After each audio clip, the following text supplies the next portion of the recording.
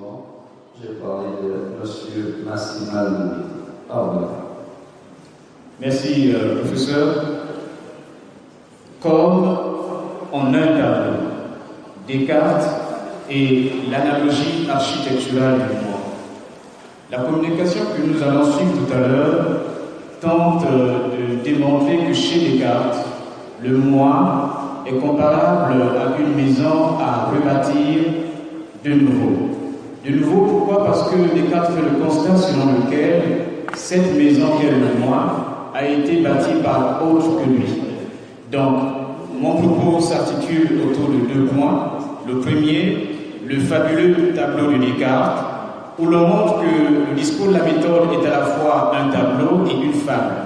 Le second point consiste à montrer que Descartes construit l'image d'un moi architectural. Philosopher n'est pas une partie de plaisir. C'est une entreprise très risquée qui naît d'un affranchissement de la tutelle de la paresse et de la lâcheté, et se donne à lire comme l'expression d'une audace sans précédent. Je dirais même une audace sublime. C'est pourquoi il s'agit là d'un acte créateur. Si dans toute création, l'œuvre est le signe de son auteur, toute création humaine ne signifie pas l'auteur de la même manière. Certaines posent l'auteur dans un simple rapport de causalité et mettent plus l'accent sur l'œuvre que sur l'auteur. C'est le cas des œuvres de représentation. D'autres, par contre, attestent d'une consubstantialité entre l'auteur et son œuvre. Ici, autant l'œuvre se dévoile à travers le génie créateur de l'auteur, autant l'œuvre consacre la monstration, le dévoilement même de l'auteur. Celui-ci est à la fois créateur et création, sujet et objet, auteur et œuvre. Et c'est le cas des œuvres d'auto-représentation.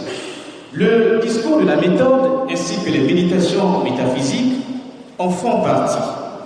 Pleine d'audace, témoignage de l'aspiration du sujet à la découverte des vérités dans les sciences, l'activité créatrice d'auto-représentation se fait au prix d'une démarcation légitime du sujet par rapport aux idées reçues.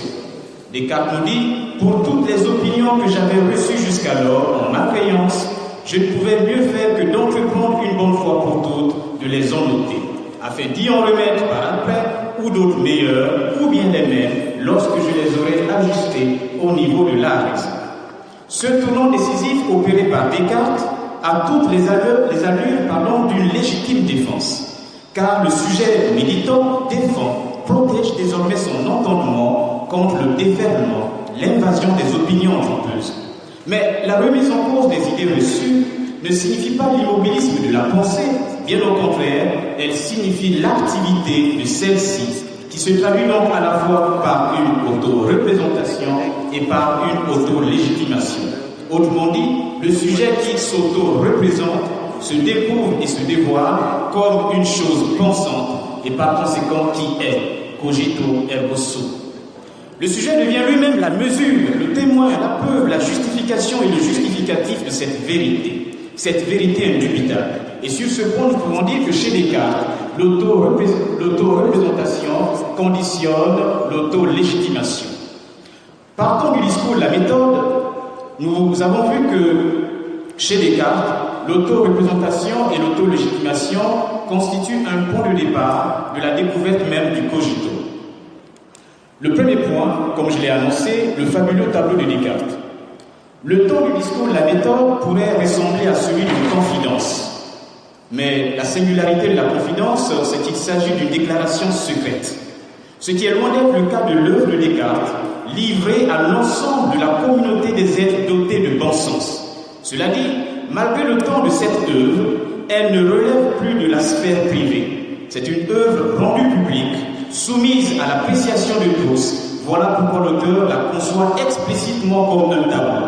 Il nous dit « Je serai bien aise de faire voir en ce discours quels sont les chemins que j'ai suivis et d'y représenter ma vie comme en un tableau. » Cet extrait du discours de la méthode, ainsi que celui qui va suivre, atteste du génie créateur de Descartes. Un tableau est un support sur lequel l'artiste parvient à représenter des images. Mais contrairement à l'artisan qui s'inscrit dans une série de reproductions, l'artiste se distingue par la production, la création de l'inédit. Son œuvre n'est ex nihilo. Elle naît du chaos résultant de sa tabulase. Sur sa toile, il produit de la lumière, preuve de son cheminement vers la vérité. Le tableau ainsi présenté est une alternance d'ombres et couleurs comme pour faire appel au libre jugement du public. Pour le vulgaire, un tableau est muet au sens où il n'émet pas de son et ressemble plus à un objet de décoration. Descartes en est conscient. Voilà pourquoi le tout premier coup de pinceau de son tableau fait apparaître des couleurs et des formes à travers lesquelles le spectateur est saisi. Descartes nous dit « le bon sens est la chose du monde la mieux partagée ». En affirmant cette vérité, Descartes nous embarque. Il nous embarque et nous amène à comprendre que même si le tableau qui se présente à nous ne parle pas de lui-même, le tableau qui est présenté devant nous nous amène quand même à l'interroger.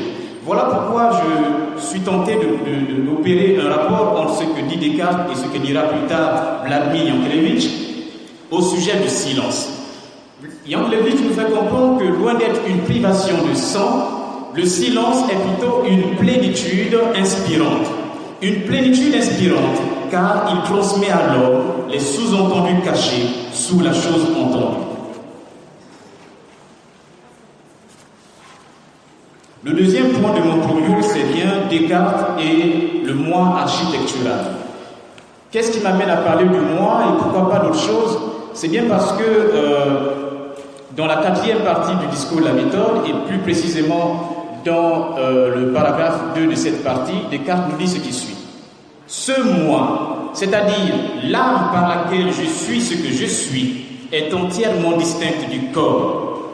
Finalement, le discours de la méthode témoigne de l'inclination des pensées cartésiennes en faveur de l'espace habité. Ces pensées n'ont-elles pas pour lieu de naissance une pièce isolée, le poêle? Le commencement de l'hiver, nous dit Descartes, m'arrêta en un quartier où, ne trouvant aucune conversation qui me divertit, et n'ayant d'ailleurs par bonheur aucun soin ni passion qui me troublasse, je demeurais tout le jour enfermé seul dans un poêle, où j'avais tout loisir de m'entretenir de mes pensées. Ce détail que fournit Descartes n'est pas anodin.